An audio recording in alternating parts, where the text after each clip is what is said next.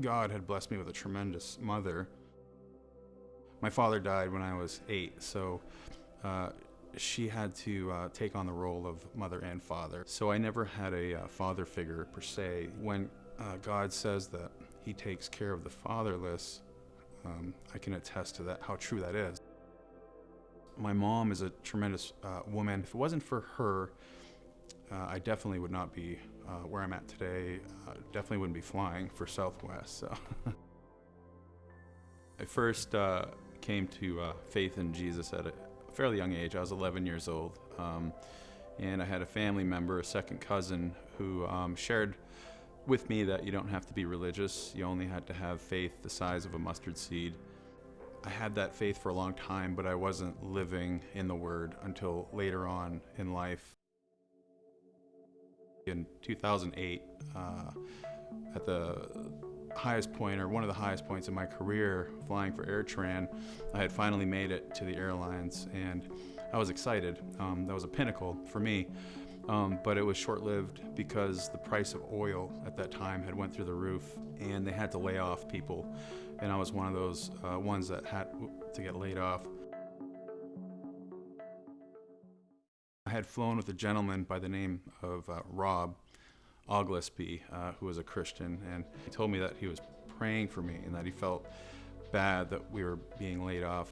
He started asking if I go to church and if I read the Bible, and was trying to encourage me that way. And I explained to him that I wasn't religious, that I had faith, but I did not see the benefit of reading a Bible or going to church because I didn't think it was necessary. He kind of did a really good job of sharing with me that that's how the Lord communicates with us.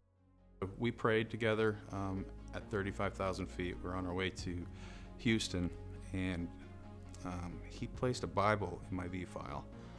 And that was one of the most valuable gifts I could ever obtain. I started reading the Bible, and I really started understanding what, Matthew, Mark, Luke, and John were, and really understood the character of Christ more on a relationship level. You get that fire inside of you that needs to be kindled, so I started going to church and seeking after other Christians. I've been doing that since, and reading the Bible every day, and it's just tremendous. We're all created for the purpose of glorifying Him, so if He doesn't tell me how to do that, I don't know how. So the Lord talks to us, and He shows us how to glorify Him, and that's through His Word. We all have manuals. I have a tremendous amount of manuals for flying, and they tell me how each system operates on the airplane and how to power it up and how to fly it properly. And I mean, all kinds of manuals. There's federal aviation regulations, there's books on meteorology, and for me, the Bible is my manual on how to live.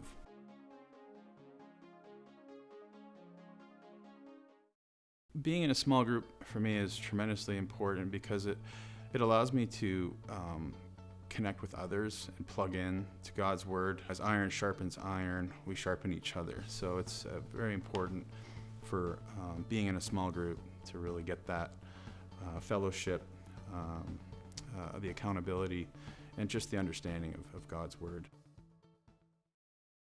What I try to do is just hopefully show people that I care for them, and just be friendly, and try not to partake in ways that I would have previously before I knew the Lord. One verse that is very important to me is in 2 Timothy, and it says that you should always be ready to give an answer for the hope that you have, but you should do so with gentleness and respect. I always hope that I'm always ready to share if I need to, but that doesn't mean I'm necessarily preaching all the time.